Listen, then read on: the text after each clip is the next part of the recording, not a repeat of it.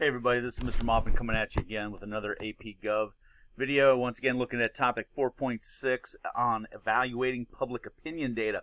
And, when we're taking a look at, polling data, we have to be mindful of the reliability of that data. We should never ever take polling results or news stories about polling results at face value. We need to be mindful of a number of things that can affect how much we can trust or believe that data that we're looking at. Something to keep in mind, especially in recent years, is that we've seen a little bit of a trend in terms of polling maybe not truly representing on a presidential election level where people are. For example, in the 2016 election between Hillary Clinton and Donald Trump, polling was showing going into it that Hillary Clinton was up about 7% or so on Donald Trump in terms of popular vote totals. However, it was much closer than that. Hillary Clinton still won the popular vote, but it was off by about 4 points. And Donald Trump, in fact, ended up winning the election via the Electoral College. Remember, you can win the popular vote but still lose in the Electoral College, and that's what happened in 2016 to Hillary Clinton. In 2020, it was even more noticeable. Joe Biden had a pretty sizable lead in the polling, and even though Joe Biden did win the election and he did win the popular vote total, it was much closer than what the polling suggested. So, there seemed to be, in the last couple of elections, a question of why is this happening? Why are we seeing in these presidential election polls that the candidate in the form of Donald Trump is way underpolling what his support actually is. And part of this may be explained through this thing called social desirability bias. Now, this is not just specific to, how Donald Trump has performed in previous presidential election polling, but it can be applied to a whole bunch of things. The basic gist of social desirability bias is the idea being that when people are polled, particularly if they're being polled in person, through a live interview, but note it could also be done, with telephone interviews and things like that. There is a sense that people want to be politically correct and give answers that would be socially acceptable. The idea being that, if you are going to, so it's just the basic idea that, people, don't want to appear to be offensive or socially unpopular when giving responses. We're seeing more of a trend in that, and that can be manifested in a bunch of different ways. In the reason why Donald Trump's polling numbers don't jive very well with actual voting totals. How that applies to this is, and once again, this is just theoretical. This is not a fact, but there's a theory that since Donald Trump is so polarizing as a political figure, and that he tends to be, someone that's not afraid to be politically incorrect, if you will, that might, make some people, when polled, perhaps embarrassed or nervous about saying publicly that they actually do support Donald Trump. So that, that could be an explanation. Once again, could be. We don't know for sure. Now, note, once again, it's not just applying to Donald Trump. It can be applying to, a number of different things. One of these things is, associated with a former Los Angeles mayor by the name of Tom Bradley. Tom Bradley was longtime mayor of Los Angeles. This is him pictured right there. And he ran for governor of California in 1982. Now, polling was showing that he had a pretty sizable lead, but ended up losing the election. And some political scientists have theorized that why there was such a big discrepancy, in part, may have been a sense of people not wanting to look racially insensitive when responding to polls in terms of who they were going to be voting for. Tom Bradley, the African American candidate, versus the the white opponents. So that may be something that's a factor. People do not want to come off as looking racist. They don't want to come off as looking sexist. They don't want to come off as looking homophobic or nativist or any of those kinds of things. And so that could mask what somebody is really trying, what they really believe when it comes to polling. I mean, it's even applied to, questions of, hey, are you going to vote on election day? You see polling that shows, registered voters saying that, oh yeah, by about 90%, saying, oh yeah, I'm going to get out there and vote on election day. So there's this massive, overwhelming majority of people that say they're going to vote on election day, when it's really only about 60% historically that come out and vote on election day.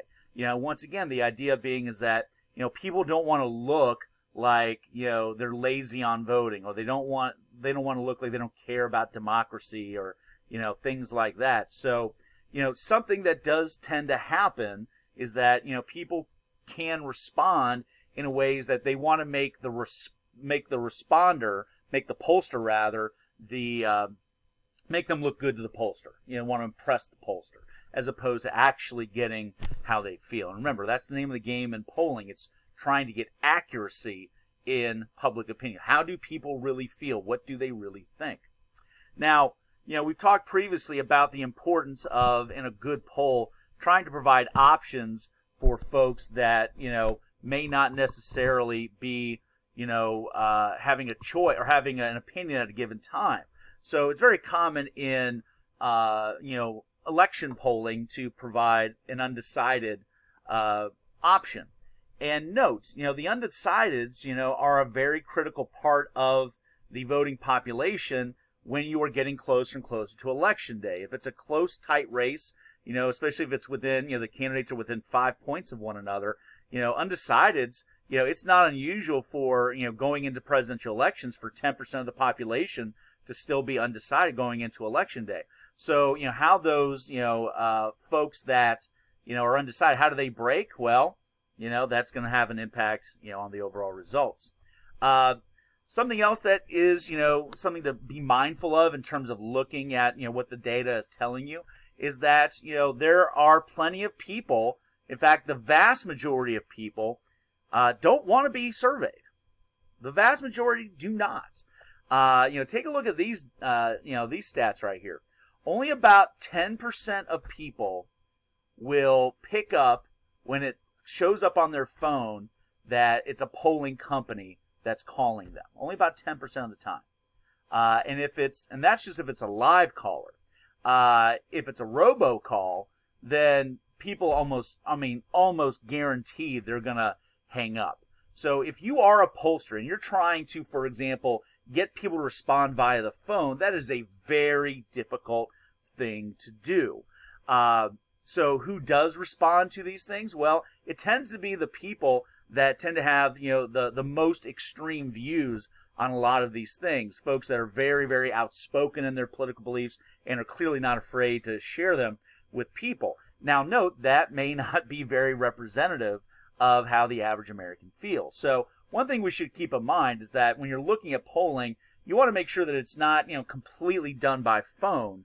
You want to have in-person, polling as well, where people are much more willing to poll in person because they don't want to offend the pollster, and be rude to them in person and stuff like that. So, something else to kind of keep in mind is trying to gauge public opinion via what we see on social media. Now, note, this is not true scientific polling, like we've been talking about for the most part. But this can be used to try to get some sort of a gauge, though not scientific, in terms of, where people are, especially since so many Americans are on social media now. And, one way to kind of do that is just kind of look at the comments. If there's some sort of a political post of some sort, how are people responding to it? What kind of comments are they leaving? And with regards to the post themselves, what's the frequency of a particular candidate's post? Things like that can, to some degree can be quantitatively measured. But note, though, there are some issues when you're doing this. If you're looking at, who's doing the posting and who's doing the commentating, well, what we've seen is that it is very overrepresented by men living in cities, living in urban areas with more extreme political beliefs. So in other words, it tends to be, a lot of middle-aged guys, that are, far to the left or far to the right, And once again, that's not really representative of the nation as a whole. Something else that is significant to keep in mind is that, we have, for example, today, we have, very advanced computer programs that can, tabulate data, quantitatively, very well, very quickly, etc. But we also have computer programming that is able to try to discern information and results in terms of, some degree of polling based on qualitative data. In other words, not just looking at the number of posts or something like that, but what people are actually saying on those posts, and be able to kind of categorize, some degree of support or lack of support based on what people are literally saying. So imagine, for example, you have, somebody, there's a post, from, Joe Biden, talking about Build Back Better. Somebody posts on that. And then somebody responds in a comment by saying, oh yeah, Joe Biden's totally, in quotation marks, the best. Well, that's probably sarcasm. To have that kind of a post in that kind of a way, maybe it might include like an eye rolling emoji or something along those lines. But note, for example, that a computer program, computers are not good at picking up sarcasm.